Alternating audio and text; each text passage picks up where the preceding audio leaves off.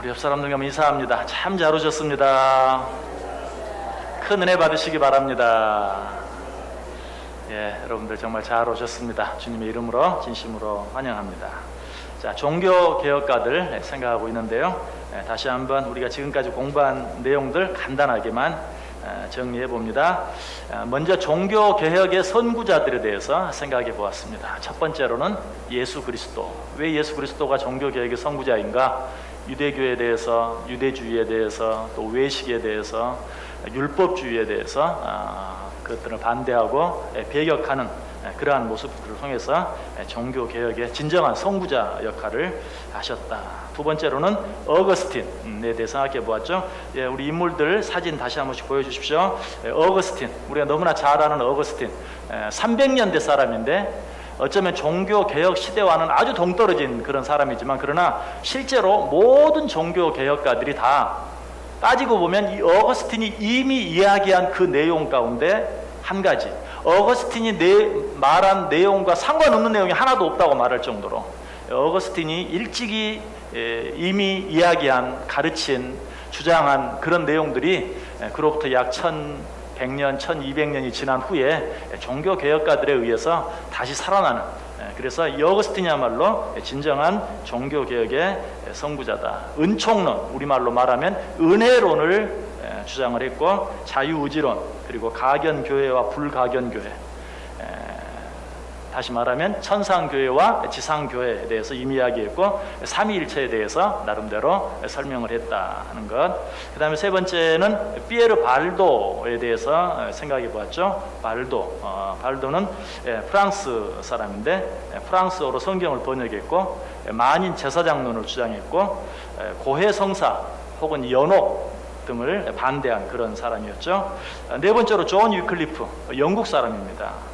탁발 수도사나 수도원 운동 등을 반대했고, 화채설을 부인했고, 화채설 대신 영적 임재설, 성만찬에 사용하는 떡과 빵에 우리 주 그리스도께서 영적으로 임재하시는 것이다, 영적 임재설을 주장했어요.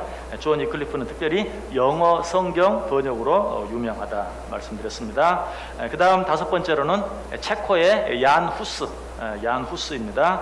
얀 후스는 체코어로 성경을 번역하고 체코어로 찬송가를 보급해서 사람들로 하여금 보게 하고 부르게 하는, 그리고 면죄부를 반대하고 역시 화채설을 반대하고, 실제로 성만찬 때 떡만 나눠주는 것이 아니라 허락도 받지 않았는데, 허락이 나지도 않았는데 포도주도 평신도들에게 나누어주는 그런 일을 행했다. 그리고 성직 위계 제도, 성경에 나타나 있지 않은 여러 가지 불필요한 직제들을 반대했다. 그 가운데 대표적인 것이 교황이에요. 교황, 추기경, 사제 이런 것들에 대해서 반대하고 부인했다. 교황 무호를 부인했고, 또 성직 매매, 역시 또 고해성사 등을 반대했다. 야누스, 체코의 야누스. 그리고 여섯 번째로 지롤라모 사보나롤라에 대해서 생각해 보았죠. 이 사보나롤라는 이태리 사람입니다. 이 사보나롤라는 당시 소돔과 고모라와 같았던 피렌체, 요즘 말로 하면, 요즘 도시 이름으로 하면 플로렌스 지방의 성시화 운동을 주장했고, 역시 교황 무호설을 주장하고, 특별히 허영의 화영식이라는, 사람들로 하여금 그 사치스러운 모든 것, 옷, 가구, 가방 이런 것들 다 가져오게 해서 모아놓고 광장에서 불을 지르는 그 허영의 화영식을 한 그런 사람으로도 유명합니다. 특별히 이 사보나롤라가 강력하게 비판했던 것 하나는 사제들의 그 음행, 간음들에 대해서 당시 여러 사제들, 결혼하지 못하게 되어 있는 그런 사제들이 자녀들을 갖는 일, 옛날에는 몰래 숨겼는데 아예 노골적으로, 그리고 첩을 거느리는데 하나도 아니고 여럿씩 거느리는 그런 일들에 대해서 아주 신랄하게 비난하고 비판했던 그런 사람이 바로 사보나롤라였다 하는 것 생각해 보았습니다. 그리고 이제 여기까지가 종교개혁의 선구자들이고요. 이제부터 본격적으로 종교개혁가들에 대해 생각하면서 바로 지난주에 첫 번째 사람으로 누구에 대해 생각해 보았죠? 마르틴 루터. 루터는 여러분 다 아시죠? 뭘 했는지 정확히는 몰라도 종교 개혁자 하면 루터는 지금도 루터 교회가 있기 때문에 루터에 대해서는 어느 정도 알고 있는데 실제적인 종교 개혁자인 첫 번째 사람으로 말틴 루터에 대해서 생각해 보았습니다. 말틴 루터는 95개조 반박문, 이 95개조 반박문은 다른 게 아니라 면죄부가 왜 잘못되었는가, 면죄부가 성경적으로 잘못되었다는 95개의 항목을 쫙 써서 면죄부는 비성경적이다 하는 것을 교회 문 앞에 붙임으로 말미암아서 종교 개혁을 일으키려고 작정하고 그렇게 한 게 아니라 그랬죠. 우리 이 문제 가지고 한번 토의해 보자 한 것이 그 당시 인쇄술의 발달로 인해서 그냥 독일은 물론이고 유럽 전체에 퍼져나가서 자기도 알지 못하는 사이에 종교 개혁의 불길을 당기는 그런 일을 하게 되었어요. 그리고 말틴 루터는 그리스도교 신앙의 최종적인 권위는 성서이다, 교황이 아니고 성서이다, 성경이다 하는 것을 주장했어요. 그리고 말틴 루터는 또 피난가 있는, 자기를 죽이려고 하는 모든 법으로부터 추방된, 무슨 말이라 그랬죠? 법적 보호를 더 이상 받을 수 없는, 누가 루터를 죽여도 상관없어요. 그 사람은 살인죄가 아니에요. 이 법적 보호로부터 추방받은 그런 루터가 성에 숨어 있으면서 한 중요한 일 가운데 하나가 독일어로 성경을 번역한 일이었다. 또 그리스도인의 자유라는 책을 써서 만인 제사장론을 주장하기도 했다. 그리고 독일어 찬송가를 하기도 하고 또 가사를 붙이기도 하고 부르기도 했다. 그 중에 대표적인 찬송이 내 주는 강한 성이요, 지금 현재 독일의 국가가 되어 있는 그 찬송 말틴 루터가 만들었다 하는 것 생각해 보았습니다. 그리고 말틴 루터가 행한 획기적인 일 가운데 하나가 뭡니까? 결혼. 결혼은 하나님의 명령이다. 그래서 카타르나 폰 보라와 결혼해서 실제로 사실 루터의 사연, 이제 아마 이번에는 생각할 기회가 없겠지만 이 카타르나 폰 보라의 역할, 루터가 행한 일만큼이나 중요해요. 그래서 이 카타르나 폰 보라가 없었다면 아마 루터의 그런 종교 개혁은 있을 수 없었을 것이다라고 평가할 만큼 그 안의 역할이 굉장히 중요했는데 어쨌든 결혼은 하나님의 명령이다라고 하면서 결혼했죠. 그리고 제가 사진도 보여드렸지만 항상 자기와 자기 아내 사진을 같이 걸어놓는, 할 수만 있으면 모든 곳에 그렇게 하려고 애를 썼던 카타르나 폰 보라도 전직 수녀였다. 그런데 당시 그 수도원에 있었던 그 수녀들, 자기 뜻에 의해서 간 사람들은 거의 없었다. 부모들의 뜻에 의해서, 부모들이 어떤 자기 자신의 성공 출세 또는 자녀들의 성공 출세를 위해서 수녀원에 보내놓고, 수녀원에서도 나중에 자의적으로 자기가 다시 한번 선택할 수 있는 기회를 주어야 되는데 그러지 않고 나는 수녀가 될 생각이 없습니다라고 해도 한 번 들어오면 나가지 못하도록 가두어 놓고 묶어 놓고 때리고 하는 그런 일들이 너무나 많아서 이 카타르나 폰 보라도 그 수도원에 들어오는 청어를 배달하는 사람의 그 수레 속에 청어를 수도원 안에 다 부려놓고 빈 통 안에 숨어서 여러 명의 수녀와 함께 탈출했던, 그래서 당시 그 수도원이 얼마나 참 힘들고 어려웠던 것인가. 여러분 이제 미국이나 캐나다나 이런 데에 가면 원주민들, 우리들은 소위 인디언이라고 말하는데, 이제 인디언이라는 말은 사실 잘못된 말이고 틀린 말이고 그 원주민들이 아주 싫어하는 말 가운데 하나입니다.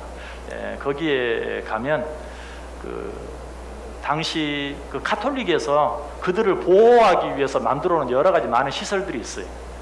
그런데 이 사람들은 아주 카톨릭 교회에 대해서 아주 부정적인 그런 생각들을 갖고 있어요. 왜냐하면 자기들을 보호해 준다고 거기에 고아원 여러 가지 시설들을 만들어 놓고 자기들을 학대한, 특별히 지금까지도 여러 번 생각해 보았지만 어린 아이들을 고아원을 만들어 놓고 성적으로 추행하는 그런 일들이 너무나 많았기 때문에 로마 카톨릭에 대한 그런 부정적인 그런 선입견들이 너무나 강해요.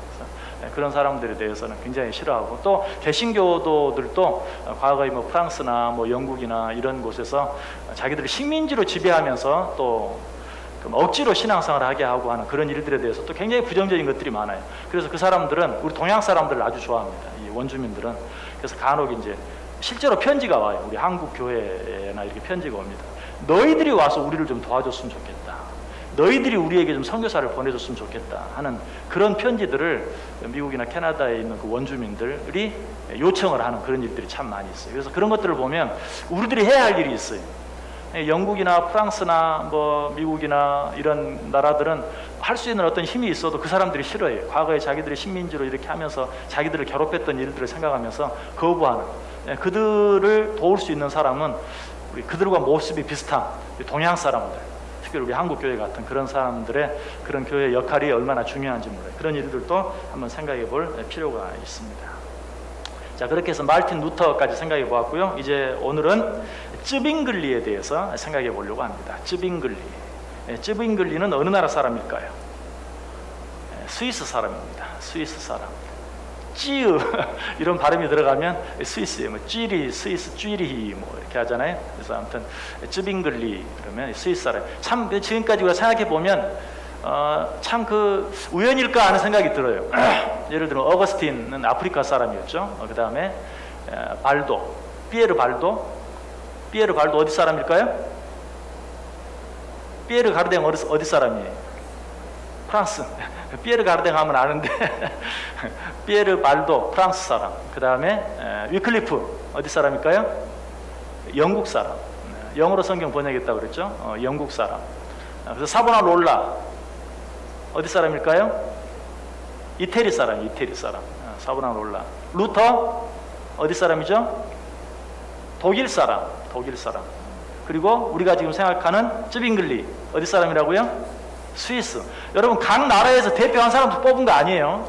실제로 이 사람들이 중요한 역할을 했는데 저도 하다 보니까 정말 그렇게 여러 곳에서, 물론 그 당시는 이렇게 지금처럼 그 한 나라의 개념이 그렇게 확실하지 않았어요. 그냥 어떻게 보면 로마 제국이라는 그런 개념이 있었고, 실제로 로마 황제 그리고 교황 아래에 있는 그런 어떤 국경이 불명한 그런 상황 가운데 있었지만, 어쨌든 우리가 봤을 때 참 신기하다. 어떻게 그렇게 뭐 독일, 이태리, 프랑스, 영국, 또 체코, 야누스 빠졌네요. 야누스, 체코까지 해서 참 여러 나라에서 이렇게 참 종교 개혁자들이 일어났는가 하는 것도 참 신기한 일인데, 우연이 아니고 하나님의 섭리인 줄 믿습니다.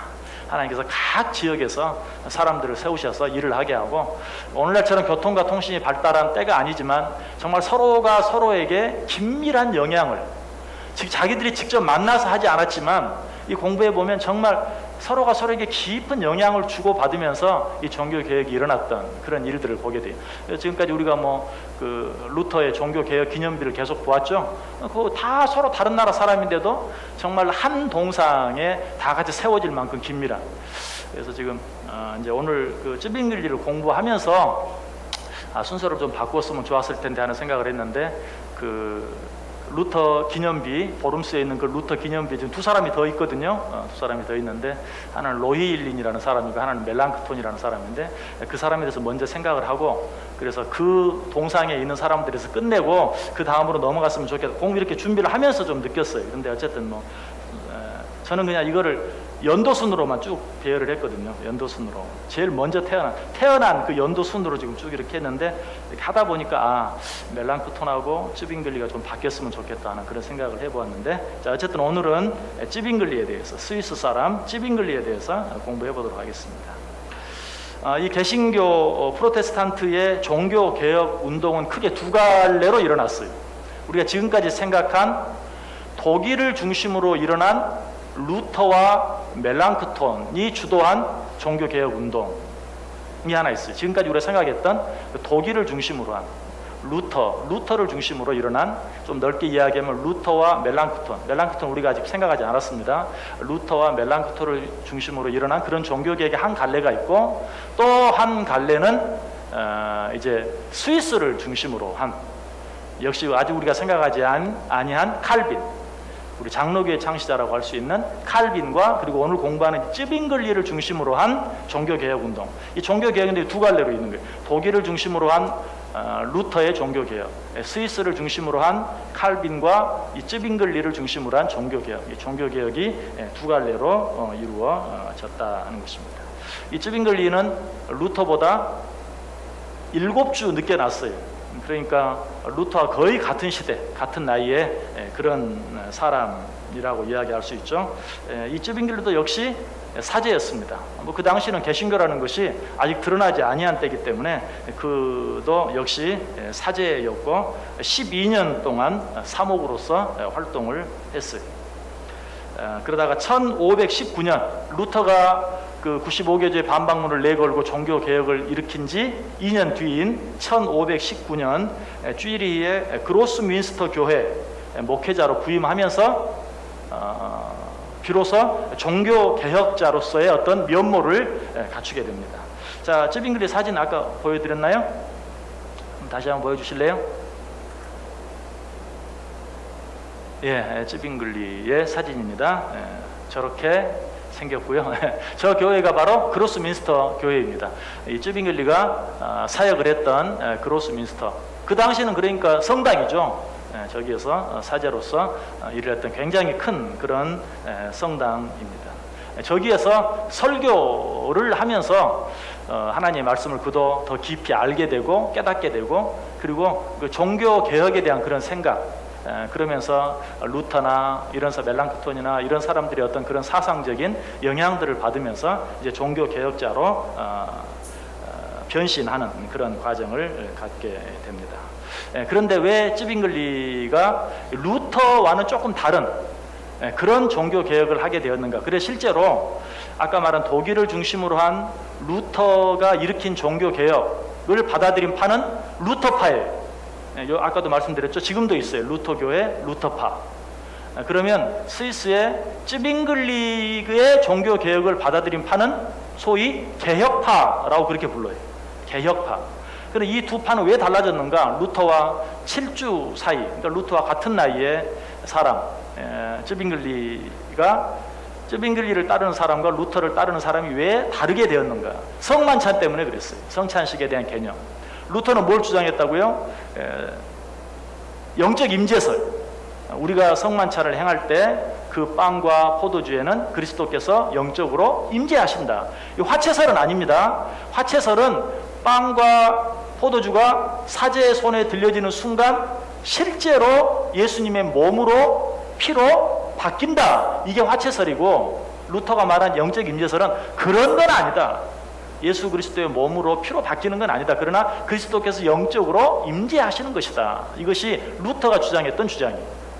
그런데 쯔빙글리는 그 영적 임재설을 부인했어요. 아니다. 거기에 뭐 영적으로 임재하는 게 아니고 그거는 예수 그리스도의 몸을 기념하는 것이다. 그냥 상징하는 것이다. 거기에 뭐 육체적으로 바뀌는 것도 아니고 영적으로 임재하는 것도 아니고 성만찬의 그 떡과 포도주는 예수 그리스도의 몸을 상징하는 것이고 예수 그리스도의 고난을 상징하는 것이다. 상징설을 주장하는 것이에요. 그래서 거기에서 루터파와 개혁파가 달라지는 겁니다. 그러면 오늘날 우리는 어느 것을 취하는가? 우리는 이 두 가지를 같이 취합니다. 성만찬에 대해서 이제 칼빈이 주장한, 칼빈 이제 공부하게 되겠지만, 칼빈은 영적 임재설과 기념설, 혹은 영적 임재설과 상징설. 그러니까 이 우리가 성찬식을 행하는데 그 빵, 떡과 포도주에 그리스도께서 영적으로 임재하신다. 거기 실제로 그 은혜가 있다. 우리가 정말 예수 그리스도의 고난을 묵상하면서 그 떡과 잔을 받을 때에 영적인 그런 그리스도의 임재의 은혜가 우리 가운데 임한다. 우리는 그 사실도 받아들이고 동시에 이것으로 행함으로 나를 기념하라 라고 말한 그 기념설도 같이 받아들이는 영적 임재설과 상징설. 그러니까 루터의 주장과 쯔빙글리의 주장을 합해놓은 그 입장을 칼빈이 취했고 우리는 그 칼빈의 입장을 취하고 있는 것입니다. 그래서 이 성만찬에 대한 입장에 대한 차이로 루터를 따르는 루터파와 쯔빙글리를 따르는 이 쯔빙글리 소위 개혁파가 나뉘어지게 되었다. 그래서 루터는 이것은 나의 몸이다 라고 말했을 때 그것을 문자적으로 받아들이려고 애를 썼고, 쯔빙글리는 이것은 나의 몸이다 라는 그것을 문자적으로 받아들이는 것이 아니라 상징적으로 이것은 내 몸을 의미하는 것이다 라는 그런 의미로 받아들였다는 것입니다. 그래서 1930년 아우구스부르크 제국의회에 루터파는 루터파대로, 쯔빙글리파는 쯔빙글리파대로, 개혁파는 개혁파대로 성만찬에 대한 입장을 제출함으로 말미암아서 이 두 오늘 우리식으로 말하면 교단이 나뉘어지게 되는 거예요. 루터파와 개혁파로 나뉘어지게 됩니다. 그리고 이제 아직 공부하지 않았지만 칼빈, 이제 이 스위스에서의 종교 개혁은 두 사람으로 나뉘어져요. 칼빈과 쯔빙글리. 칼빈은 스위스 사람이 아니, 우리는 그렇게 생각하는 사람이 많은데, 칼빈은 원래 태어나기는 프랑스에서 프랑스 사람인데 활동을 거의 전 인생을 이 스위스에서 했어요. 그래서 칼빈을 스위스 사람으로 생각하는 사람이 많은데, 원래 프랑스 사람, 이름도 장 칼뱅, 프랑스 이름이죠. 장발장, 장 칼뱅 하는 것처럼 프랑스 사람이에요. 근데 스위스에서 활동을 했는데, 이 스위스의 종교 개혁의 두 사람이 바로 오늘 우리가 공부하는 쯔빙글리, 칼빈. 다음 지도 한번 보여줘 볼래?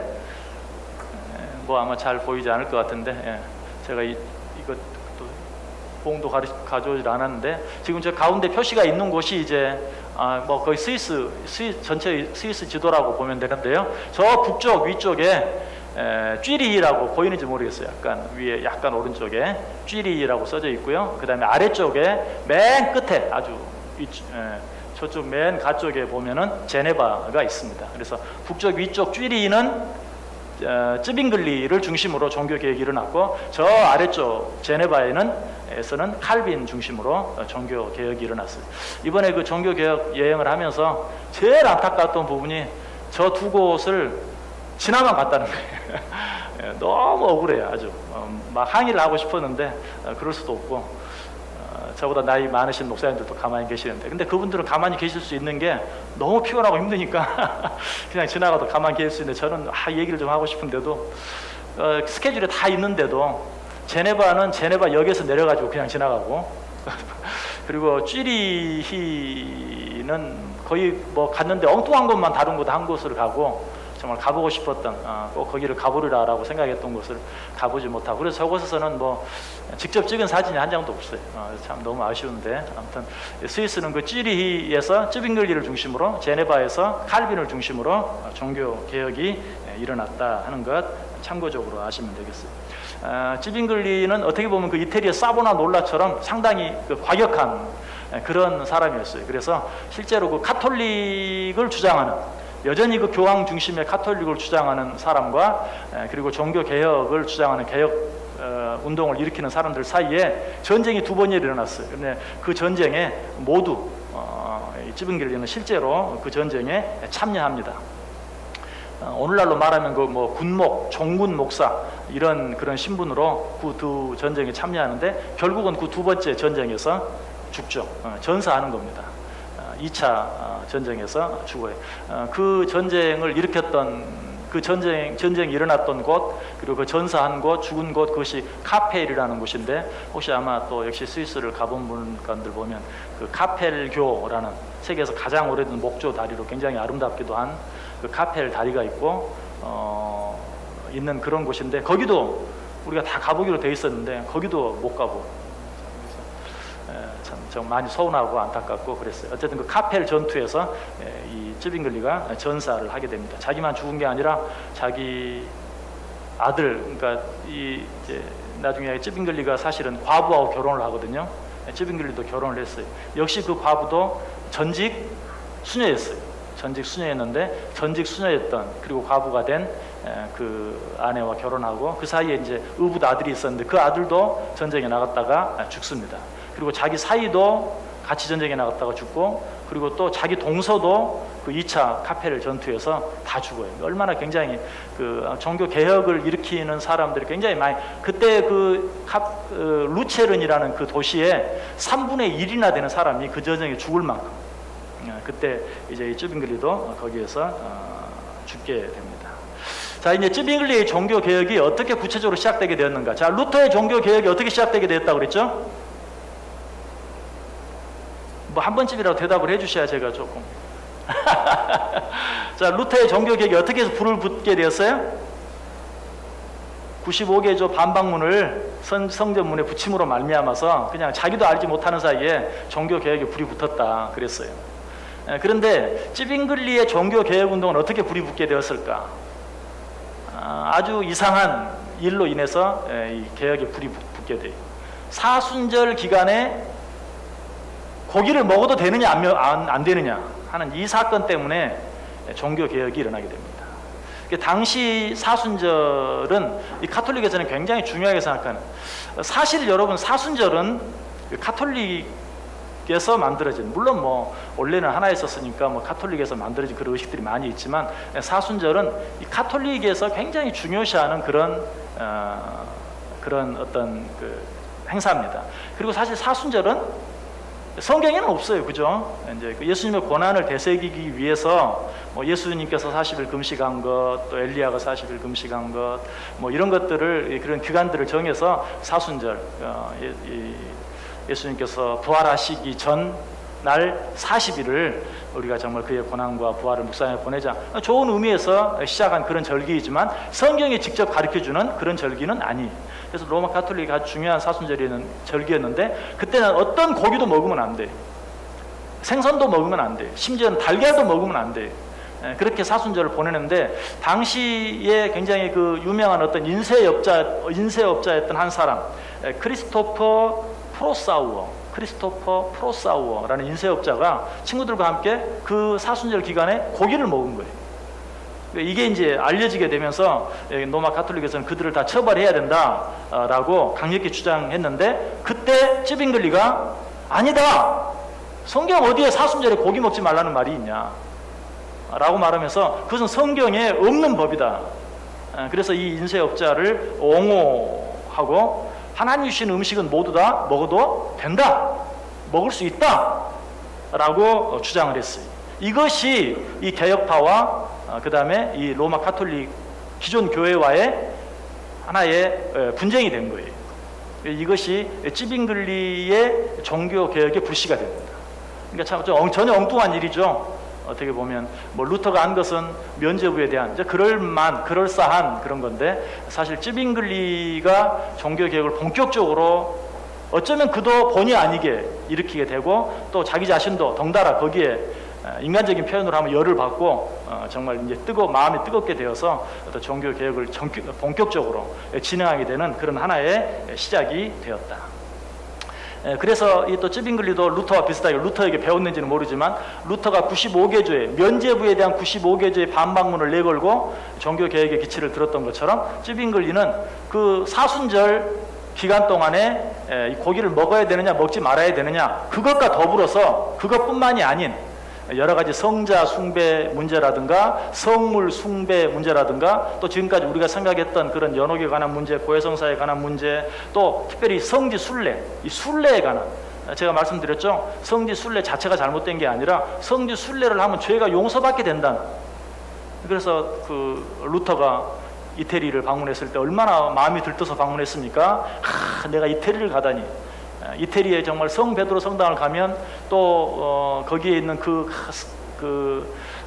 거룩한 계단을 내가 무릎으로 걸어 올라가면 정말 큰 은혜를 체험하겠지 하는 그런 기대를 가지고 갔는데 아무것도 일어나지 않는, 그로 인해서 사실은 굉장히 실망하고, 오히려 그 교회의 부패한 모습, 성직자들의 부패한 모습을 보고 도전을 받아서 오히려 더 종교 개혁을 더 열심히 하게 되었다, 이 말씀드렸죠.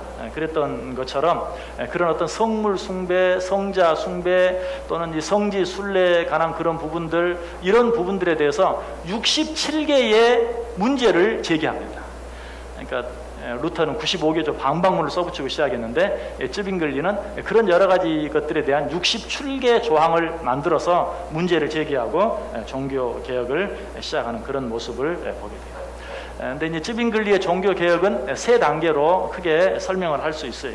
첫 번째, 1523년 1월에 있었던 제1차 논제, 이 가톨릭과 개혁파 사이에 이뤘던 제1차 논제, 거기에서는 성서의 권위를 가지고, 로마 가톨릭은 성서의 권위를 인정하지만 그보다 교회의 권위, 여기서 말하는 교회의 권위는 교황의 권위를 말하는 거예요. 교황의 권위가 성서의 권위 위에 있다. 왜 이 싸움이 붙었냐면, 아까 말한 그 사순절에 고기를 먹어도 되느냐 안 되느냐, 그러니까 교황이 먹지 말라고 했거든요. 그러니까 교회에서 정한 법에 아까 말씀드렸어요. 사순절은 성경에 없는 절기예요. 분명히 사순절을 성경에서 가르쳐 주지는 않아요. 없어요. 그러니까 교회가 사순절을 좋은 의미에서 정말 주의 고난을 깊이 묵상하여 보내자 하는 그런 의미에서 만들었고, 그렇게 하기 위해서 고기도 금하고, 그러니까 일종의 금욕이죠. 금욕. 고기도 먹지 말고 생선도 먹지 말고 달걀도 왜 금했을까요? 생명이 있잖아요. 거기 달걀 오래 품으면 부화하잖아요. 그러니까 달걀도 먹지 말고 이런 것을 만들어 놨는데, 그건 교회가 만든 법이요, 교황이 만든 법이다. 그래서 성서의 권위에 대해서 가톨릭은 성서의 권위 인정한다. 그러나 교회가 정한 그런 전통, 교황이 세운 그런 법을 우리가 절대로 어겨서는 안 된다. 이것이 로마 가톨릭의 입장이고, 찌빙글리는 그 어떤 것도 성서의 권위를 뛰어넘을 수 없다. 성경에 하나님이 주신 모든 것들을 다 먹을 수 있다고 되어 있다 하는, 그것으로 인해서 제1차 논쟁이 일어나게 됩니다. 그런데 이때 교황청은 당연히 찌빙글리의 그런 개혁파의 주장을 안 된다, 절대로 사순절에 고기를 먹을 수 없다, 끝까지 주장했는데, 당시 이제 그런 항상 교회와 정치 사이에 항상 이런 그 대립이 있었어요. 교황과 황제 사이에, 이 중세 역사를 보면 항상 교황과 황제 사이에 그런 항상 권력 다툼, 알력이 있었는데, 이 스위스도 마찬가지였어요. 교황청, 가톨릭 교회와 그 다음에 그 쥐리 시를 다스리는 시의회 사이에 팽팽한 그런 어떤 것이 있었는데, 로마 가톨릭은 안 된다, 절대로 교회법을 어겨서는 안 된다. 그래서 사순절에 고기를 먹으면 안 된다. 그러나 시의회에서는 해도 된다 라고 허락을 했습니다. 그래서 사실은 결국은 어떻게 보면 외적으로 쥐리 시 자체에서 그것을 인정을 했기 때문에, 모든 교회들이 사순절에 고기를 먹어도 된다라고 인정을 했기 때문에 결국은 찌빙글리가 이긴 셈이죠. 가톨릭은 끝까지 자기들의 생각을 고집을 하긴 했지만 결과적으로는 시의회가 찌빙글리의 손을 들어준, 그것이 제1차 논쟁입니다. 그렇게 해서 이 쥐리히가 스위스 종교개혁 운동의 중심지가 돼요. 찌빙글리의 편, 개혁파의 편이 되어줌으로 말미암아서 쥐리히가 종교개혁 운동의 중심 도시가 된다는 것입니다. 그리고 이때 이 제1차 논쟁에서 또 한 가지 찌빙글리가 주장한 것이 있는데, 그것은 교회는 오직 성경만을 가르쳐야 한다, 성경만을 설교해야 한다 하는 것이었어요. 그래서 이 찌빙글리가 한 또 대표적인 일 가운데 하나가 소위 오늘날 우리에게 너무나 익숙한 성경 강해. 저도 그렇게 하고 있잖아요. 이렇게 뭐 요한복음을 쫙 그냥 처음부터 끝까지 하는 이런 성경 강해를 제일 먼저 한 사람이 찌빙글리예요. 오직 성경, 교회는 성경만을 가르쳐야 된다. 사실 로마 가톨릭에는 매 주마다 이렇게 그 설교해야 되는 주제가 있어요. 그리고 그 내용도 다 있어요. 뭐 사실은 우리도 그렇게 하면 참 좋을 것 같아요. 왜냐하면 목사가 굉장히 편하거든. 매 주마다 정해져 있는 설교 주제가 있고 설교 내용까지 다 있어요. 이제 요즘에 소위 이제 가톨릭에서 강론이라는 게 조금씩 있긴 한데, 옛날에는 그 정해진 것을 읽기만 하면 돼요. 제가 말씀드렸죠. 미사는 예배가 아닙니다. 미사는 성만찬을 행하는 거예요. 근데 단순히 성만찬을 행하는, 우리가 생각하는 성만찬을 행하는 게 아니라 그 성만찬을 행함으로 말미암아서 죄 씻음을 받고 구원함에 이르는 그 예식이 바로 미사예요. 뭐 가톨릭은 예배를 미사라고 하고 우리는 예배라고 표현한다, 그런 게 아니에요. 미사는 우리가 생각하는 예배와는 전혀 다른, 성만찬을 통해서 실제로 죄 씻음을 받고 구원함에 이르는 그런 것이 바로 미사입니다. 그래서 그런 면에서 우리가 생각하는 그런 예배와는 다른데, 아무튼 찌빙글리는 오직 성경만을 예배 시간에 설교해야 된다. 그래서 마태복음 강해, 마태복음 처음부터 끝까지 쭉 하고, 그리고 나서 베드로 전후서 또 쭉 하고, 사도행전 하고, 히브리서 하고, 이런 식으로 성경을 강해하는 일을 오직 성경, 왜냐하면 이 성경을 강해한다는 것은 자기 자신의 생각에 사로잡히지 않겠다는 거예요. 오늘 내가 이 말 하고 싶다고 해서 어떤 본문을 뽑아가지고 하고, 내일은 또 저 말 하고 싶다고 해서 이런 말을 하고 하는 게 아니라, 그런 것과는 상관없이 오직 성경만이라는 그런 관점에서 성경 강해를 시작했던 그런 최초의 사람이 찌빙글리다. 그리고 찌빙글리가 주장했던 또 한 가지 중요한 일 가운데 하나는 아까 말씀드렸죠. 성자 숭배, 성물 숭배. 여러분, 이 가톨릭에서 성자 숭배, 그러니까 뭐 베드로, 성자 베드로, 뭐 또 성모 마리아, 다 이런 사람들을 숭배하는데, 단순히 숭배가 아니라, 단순히 존경이 아니라 뭐예요? 그로 말미암아 구원함이 이루는 거예요. 또 그로 말미암아 기도하고 기도의 응답을 받는 거예요. 그래서 이 성자 숭배와 심지어는 또 성자 숭배는 그래도 봐줄만 해. 이렇게 말해도 안 되는데 사실은 어쨌든 그렇다 이 말이에요. 근데 성물 숭배, 사제들이 성수를 뿌려서 거룩하게 한 그런 성물들을 집에 보관하고 가지고 다니고 또 거기에 경배하고 기도함으로 말미암아서 구원함에 이룰 수 있는, 가톨릭에서 말하는 성자 숭배와 성물 숭배는 그런 것이에요. 아주 재밌는 것은 저 물건을 파는데 똑같은 물건인데 여기 있는 물건이 여기 있는 물건보다 10배 비싼 경우가 있어요. 왜 그런 줄 아세요? 이쪽은 사제가 성수를 안 뿌린 거고 이쪽은 사제가 성수를 뿌린 거예요. 그러니까 이쪽 똑같은 물건인데 성수를 뿌리지 않은 건 싸고 성수를 뿌린 거는 비싸요. 그런 일도 있어요. 근데 그런 것들은, 그래서 뭐 가톨릭에서 묵주를 다 이렇게 걸고 다니잖아요. 그래서 그런 것은 아마 단순히 그냥 사원 묵주가 아닐 수 있어요. 누구에게 누가 특별히 성수를 거기에 뿌려가지고 거룩하게 한. 그래서 정말 그거는 자기 어떤 수호신이 되는 그런 성자 숭배, 성물 숭배. 그래서 쯔빙글리는 그렇게 말했어요. 사람이나 사물을 통한 구원 추구는 비성경적이다. 사람이나 사물을 통한 구원 추구는 비성경적이다.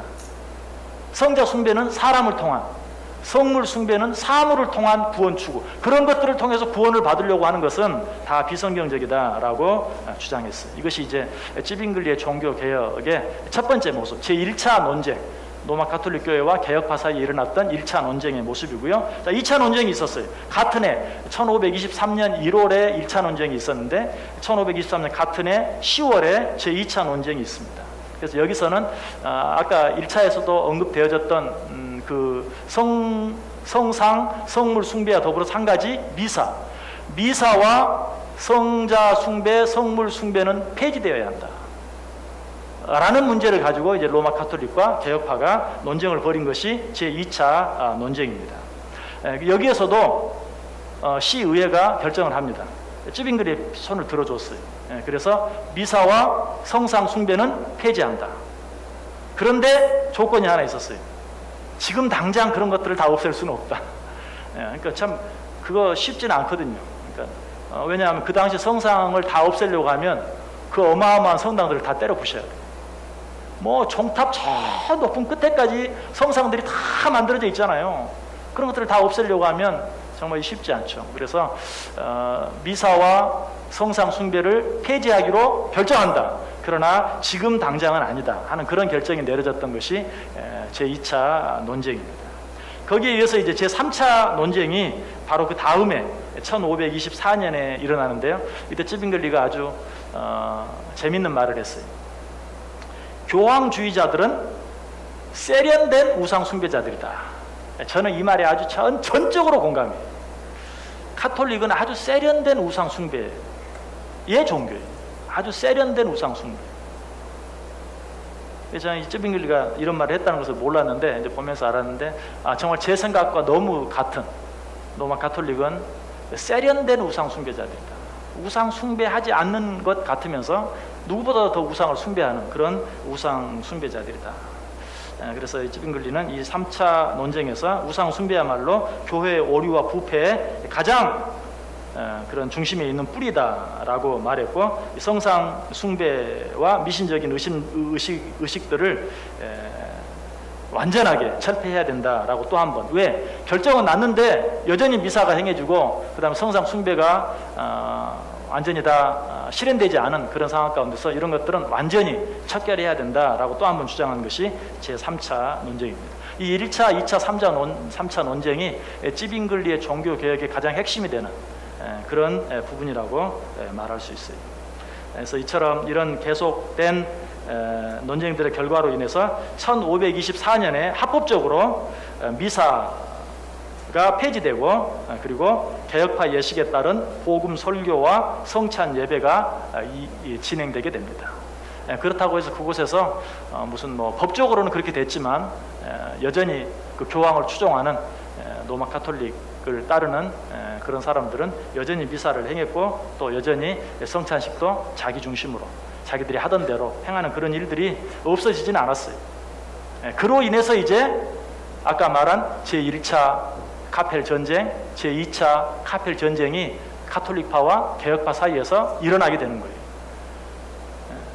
그런 어떤 이제 법적인 결정이나 미사와 성상 숭배는 폐지한다. 그래서 스위스는 개신교가 굉장히 가톨릭에 비해서 이제 그런 어떤 나라적인 그런 결정이 있었기 때문에 개신교가 활발하게 움직였던 그런 곳이죠. 그래서 가톨릭과 개혁파 사이에 전쟁까지 일어나는 제1차, 2차 시민의 3분의 1이 죽음에 이르는 그런 처절한 그런 전쟁까지 일어나게 되었던 것입니다. 그 다음에 이제 쯔빙글리가 이 전쟁에 참여했다고 그랬죠. 2번 다 전쟁에 직접 참여했어요. 그리고 2차 전쟁 때 전사했는데 1차 전쟁에 참여하고 나서 그가 반대한 것이 한 가지 더 있어요. 그것은 스위스의 용병 제도를 반대했어요. 여러분 스위스 그러면 굉장히 여러분들 아주 굉장히 아름다운 나라로만 생각하는데 사실 스위스는 그렇게 땅이 좋지도 않아요. 비옥하지가 않아요. 농사짓기에 아주 부적절한 땅이에요. 산간지방이잖아요. 그냥 큰 뭐 수천 미터의 산들로 둘러싸여 있는 나라가 스위스잖아요. 알프스산맥을 비롯해서. 그래서 농사짓기가 부적합하고 또 산들로 완전히 둘러싸여 있기 때문에 뭐 요즘같이 터널을 뚫을 수 있는 것도 아니고 이 다른 나라와의 교역도 아주 불편한 나라가 스위스입니다. 그래서 먹고 살기 힘든 나라가 스위스예요. 이 스위스가 어떻게 저렇게 부자 나라가 되었는가? 뭘로 부자 나라가 됐죠? 용병. 그러니까 군사들을 키우고 그 군사들을 팔아서 쉽게 이야기하면 우리나라가 월남전에 참전한 것과 비슷해요. 사실 우리가 월남전에 참여함으로 말미암아서 국가에서 많은 수입을 얻었죠. 그렇죠. 그것이 우리나라의 발전에 그런 하나의 기틀이 된 것도 사실이. 스위스는 직업적으로 그런 일을 하는 나라입니다. 그러니까 용병을 키우고 그 용병을 당시의 여러 나라뿐만 아니라 당시에는 귀족들도 어때요? 다 자기 군사들을 가지고 있어요. 귀족들도. 그러니까 그런 귀족들도 이 스위스 용병 하면 최고로 알고 그 용병들을 사오는 거예요. 그럼 거기에서 돈을 받아서 스위스는 이 나라가 먹고 살아가는 거예요. 그러니까 이 스위스의 수익의 아주 근간이 용병. 지금도 여러분 스위스는 그렇게 합니다. 지금도 스위스는 그 용병. 그러니까 여러분 스위스 하면 제일 유명한 뭐 하나 있죠. 물건. 뭐죠? 나이프 저 스위스 그 맥가이버 칼 그 스위스 제일 유명하잖아요. 그게 다 그 용병들이 가지고 다니는 그런 물건 아니에요.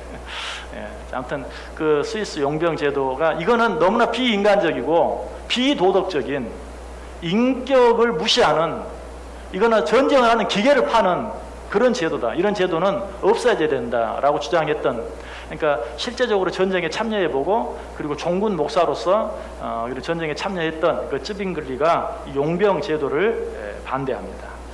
제가 그 황소의 우화라는 책을 통해서 이걸 반대했다고 하는데 어떤 내용인지 제가 보지는 못했습니다. 황소의 우화라는 책을 통해서 스위스 청년들을 용병으로 만들고 그 용병을 외국에 이렇게 나가서 싸우게 하는 이런 일들에 대해서 아주 반대했다 하는 것입니다. 그리고 이제 쯔빙글리가 이 종교 개혁의 목표로 세웠던 하나의 그런 캐치플레이즈 가운데 하나가 오직 하나님께 영광. 솔리 데오 글로리아. 자, 우리가 지금까지 세 개를 생각해 보았죠. 자, 솔라 그라티아. 무슨 뜻이죠? 솔라 그라티아. 오직 은혜. 솔라 피데. 오직 믿음. 솔라 스크립투라. 오직 성경. 이게 이제 종교 개혁의 3대 기치입니다. 그런데 쯔빙글리가 거기에서 한 가지 더 기치를 들고 나와요. 그게 오직 하나님께 영광. 솔리데오 글로리아, 솔리데오 글로리아 라는 종교 개혁의 기치를 또한 결국은 의미는 다 같은 것이 그래서 거기 하나가 더 추가되어서 솔라 그라티아, 솔라 피데, 솔라 스크립투라, 솔리데오 글로리아 오직 하나님께 영광. 그 다음에 거기 한 가지 더 솔루스 크리스투스 이것도 역시 같은 것인데 솔루스 크리스투스 오직 그리스도. 이 말은 사실 오직 은혜라는 말과 같은 말이에요. 근데 솔리스 크리스투스 그래서 이 오직 그리스도 이 5가지가 이제 그래서 좁게 이야기하면 우리가 지금까지 계속 반복해서 말한 3가지를 이야기도 하고 그 다음에 그 2가지를 첨가해서 5가지로 이야기하기도 합니다. 솔라 그라티아, 솔라 피데, 솔라 스크립투라, 솔리데오 글로리아 그리고 솔루스 크리스투스 오직 그리스도 이 5가지를 이야기하기도 해요. 그래서 여러분들이 참고하시면 되겠습니다. 그래서 이 쯔빙글리를 중심으로 해서 일어난 이 개혁파, 이 쯔빙글리를 중심으로 일어난 종교 개혁 운동, 그 운동을 일으켰던 사람을 개혁파라고 말하는데, 그들의 중요한 핵심을 세 가지로 딱 이야기한다고 하면, 첫째는 하나님, 두 번째는 성경, 그리고 이제 세 번째가 좀 특이한데 공동체. 그래서 이 쯔빙글리는 개인의 구원보다, 사실 루터는 개인의 구원에 굉장히 관심이 많았어요. 자기 적게는 내가 어떻게 구원을 받을 수 있을 것인가, 고민을 굉장히 많이 했는데, 쯔빙글리는 공동체의 구원에 굉장히 관심을 많이 가졌고, 정말 스위스 전체 그 나라의 구원, 이 나라의 구원을 위해서 고민했던, 그 공동체의 고민에 대해서, 구원에 대해서 관심을 많이 가졌던. 그래서 쯔빙글리가 일으켰던 종교 개혁 운동의 세 가지 핵심: 하나님, 성경, 공동체. 그래서 특별히 쯔빙글리는 공동체를 굉장히 강조했다. 그리고 이제 루터와 더불어서 쯔빙글리도 결혼했다 그랬죠. 실제로 그 콘스탄츠 종교 회의에 두 가지 탄원서를 냈어요. 하나는 교회 안에서 오직 복음으로 설교할 수 있게 해달라. 그 다음에 또 한 가지는 결혼할 수 있게 해달라. 근데 사실 이때 쯔빙글리는 이미 비밀리에 결혼한 상태였어요. 이미 그 아까 말했던 그 전직 수녀였던 과부와 이미 결혼한 상태에서 사제들이 결혼할 수 있도록 허락해달라라고 탄원서를 냈어요. 그런데 복음으로 설교할 것은 허락을 받았어요. 이 로마 카톨릭에서 허락을 해준 게 아니고, 아까 말한 것처럼 시의회에서 허락을 받았는데, 그러나 사제들의 결혼은 여전히 허락을 받지 못했어요. 그래서 쯔빙글리는 비록 이제 전체적으로 그런 일들이 일어나진 않았지만, 쯔빙글리는 실제로 자기가 목회하는 교회와 이런 모든 곳에서 성상이나 십자가까지도 다 철거했습니다. 그리고 쯔빙글리는 교회 안에 있는 오르간까지도 다 없앴다고 그래요. 왜 그랬는지 그 이유를 찾아보고 싶었는데 나와 있질 않더라고요. 뭐 성상뿐만 아니라 십자가뿐만 아니라 오르간까지 다 없앴다, 그렇게 기록에 나와 있는데, 왜 오르간까지 없앴는지. 여러분, 십자가를 없앤 것에 대해서는 어떻게 생각하세요? 우리 교단에서도 교회 안에는 십자가를 설치하지 못하게 되어 있습니다. 교회 안에는, 예배당 안에는.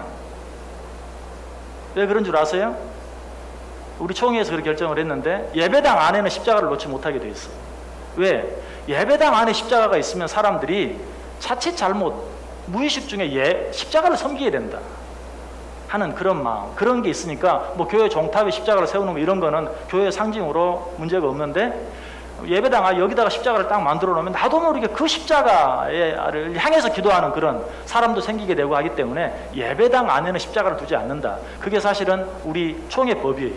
근데 우리 같은 교단 안에서도 지금 이제 그게 이제 조금 많이 약화돼 가지고, 뭐 총회장 교회에도 어떤 데는 십자가를 놓고 뭐 해가지고 뭐 그런 경우도 있는데, 그게 우리 교단의 입장인 건데, 어쩌면 그런 입장은 바로 이 쯔빙글리와 어떤 칼빈의 그런 입장을 받아들인 그런 거예요. 십자가도 우상이 될 수 있다 하는 것입니다. 이런 내용들을 쯔빙글리가 주장했다. 어쨌든 이렇게 해서 쯔빙글리의 종교 개혁이 일어났었고, 쯔빙글리는 2차 카톨릭과의 카펠 전투에서 전사하고, 그렇게 해서 잠깐 스위스의 종교 개혁 운동이 좀 주춤하는 것처럼 느껴져요. 그러나 바로 그 뒤에 이제 하인리 불링거라든가, 그리고 역시 이제 칼빈 등에 의해서 다시 이 종교 개혁 운동이 또 계속되어지는, 그래서 쯔빙글리의 별명이 한 가지 있는데, 개혁파의 아버지라는 그런 별명을 쯔빙글리가 얻게 됩니다. 여기까지 오늘 공부하고요. 그래서 쯔빙글리로 말미암아서 이제 새로운 종교 개혁 운동, 개혁파의 종교 개혁 운동이 있었다는 것. 다음 주에는 글쎄요, 다시 멜랑크톤으로 돌아가게 될지 칼빈에 대해서 하게 될지 모르겠는데, 계속해서 또 스위스의 종교 개혁 운동 또에 대해서 한번 생각해 보도록 하겠습니다. 잠깐 한번 기도하겠습니다. 우리 자신을 생각하며